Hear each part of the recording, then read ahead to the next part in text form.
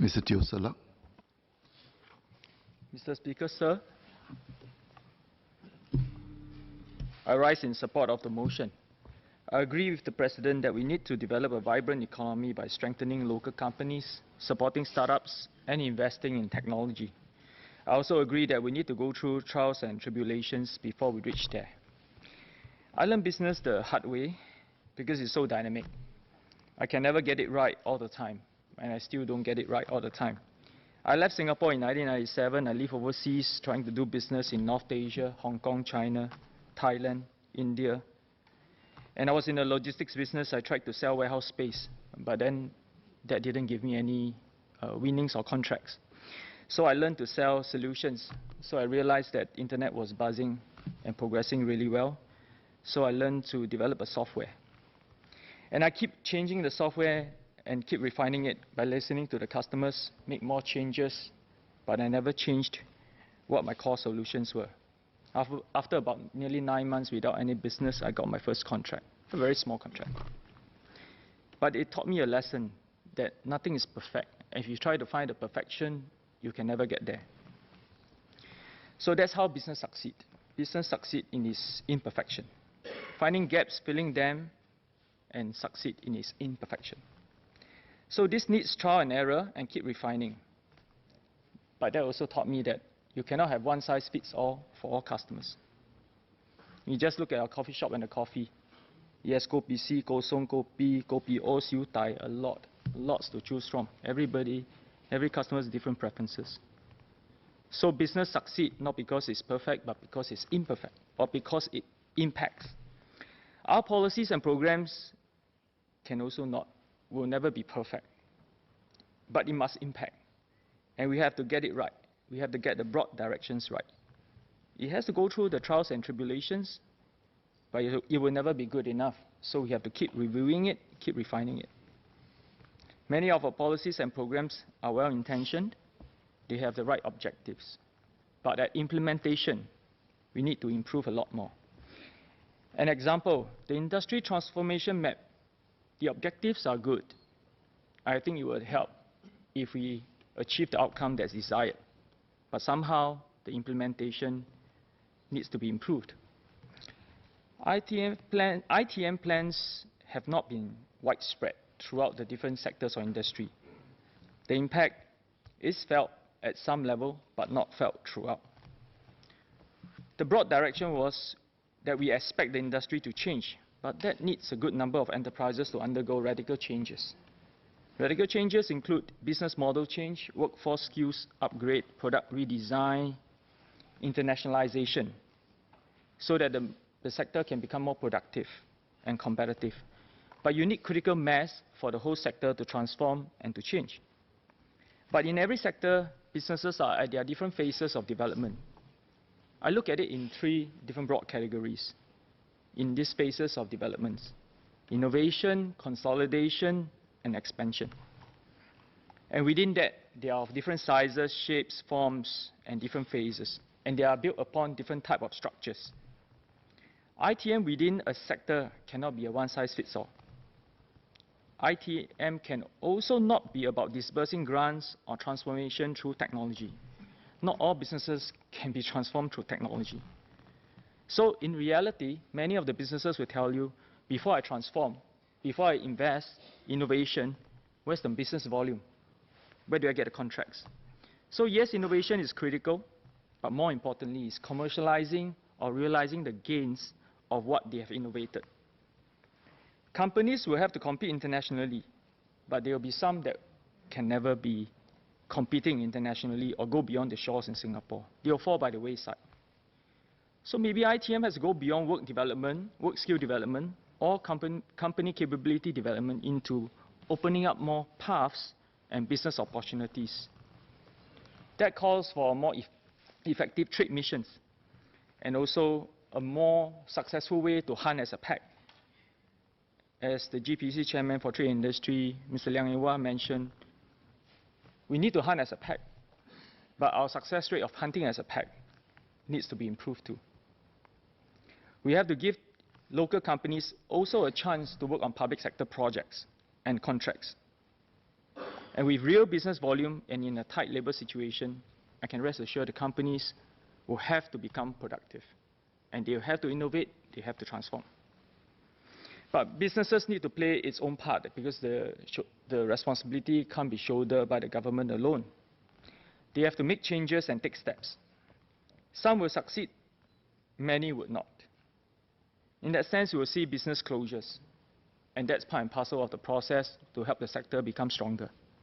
And when there's business closures, there's consolidation, part and parcel of building a stronger industry. So ITM strategy is not just about skills nor innovation. It may also be facilitating this consolidation, having a broad view about what the sector should do. And also, in this consolidation process, transition the workforce within the sector. Change your job, you can skill them differently so they have jobs all across different sectors. Some sectors may slow down in order to skill quickly, and we should facilitate that. Sometimes a sector shrink may not be such a bad thing to happen so that they can come up stronger, and stronger companies can rise up.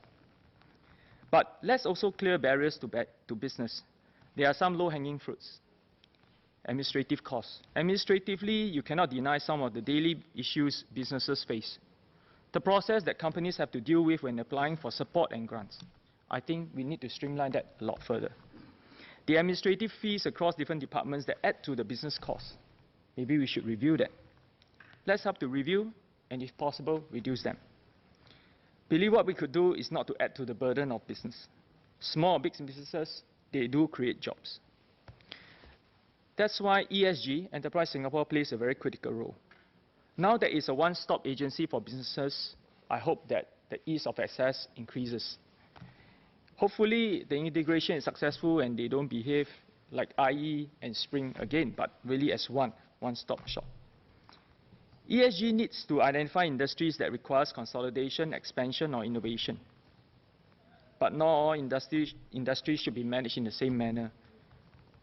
Not all 23 sectors that has been launched, the ITM, should be managed in the same mode.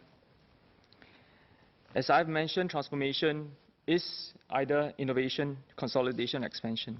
And once it is clear whether a company or a sector requires either of the different staged, government support would then be holistic. If we leave it to the market, there will be inefficiencies. ESG should take a more active role in this process to strengthen companies and help them internationalize or consolidate. And taking a more proactive approach than to just leave it to the trade associations. While trade association is a helpful vehicle, but trade associations have its limitation.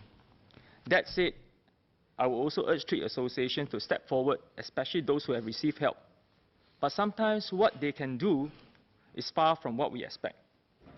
They will do their best, but there are limitations and there's different interest. ESG should continue to work hand in hand with them, take a more proactive role. Trade associations continue to play their part, but make an effort to galvanize the industry, the sector. Make that a priority beyond just asking for grants or subsidies. As for grants and schemes, we can streamline the grants and schemes across different ministries.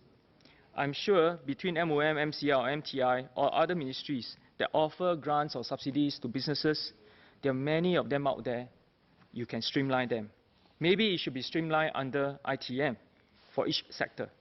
That way, there's a better chance for businesses to gain a better understanding and awareness and access to these grants and schemes with ease, and the effect and the impact can be wider spread. Well, I also believe that the startup environment is important because startups, although they are young companies, inject new life into the economy. And in Singapore, the startup environment has certainly progressed, Launchpad, Block 71, and many other pockets of development in Singapore. We see many more people, Singaporeans, take a launch of their new businesses, especially in the tech area. But the reality of setting up business is that it's not easy, and failures are more than successes. Startups achieve both social and economic objectives, so we have to continue to support it. It can influence the culture. It injects new hope and new life into an economy. We can focus on growing startups. but create an ecosystem and environment, not just giving out grants or subsidies. Create opportunities for them. So first, let's be very optimistic about startups. Being optimistic about startups means giving them hope, giving them encouragement, but not unrealistic to think that the startups in Singapore can become unicorn. Most of them would not become unicorn with the size of Singapore's market. Our market has its limitation. We can start and develop our solutions here. It is a springboard. But you definitely have to launch your business or your startup almost immediately overseas, markets beyond Singapore, to commercialize what you have developed with a chance to succeed or survive. Secondly, in this digital economy, we have to learn as quickly as possible what our community needs. It requires a culture that encourages people to try things, test things, and fail. And when it comes to launching a product, imperfect is perfect. You can't wait to perfection. And that is business. Every entrepreneur walks this fine line between what is fixable and what is fatal. The important thing is that they push their experimentation to the limit, but we need to embrace failure for success. So the government and private sector must work together, come together to help to build this environment and a culture with a vibrant ecosystem, enhance the platforms for people to start and offer equal opportunities to start up, not just the first-time startup, but serial entrepreneurs as well, those who have failed first time, failed second time, trying it again. Allow more of them to bid for public sector projects and give them a chance to have a go at it. This in turn will encourage entrepreneurial dare, thinking and doing. Singapore economy needs a new vision, a new direction. I support the initiatives of Minister Chan in developing Singapore into a data hub, attracting a good mix of talent, focusing in strengthening the local sector to become globally competitive and relevant. We have to know where we are going and how do we get there.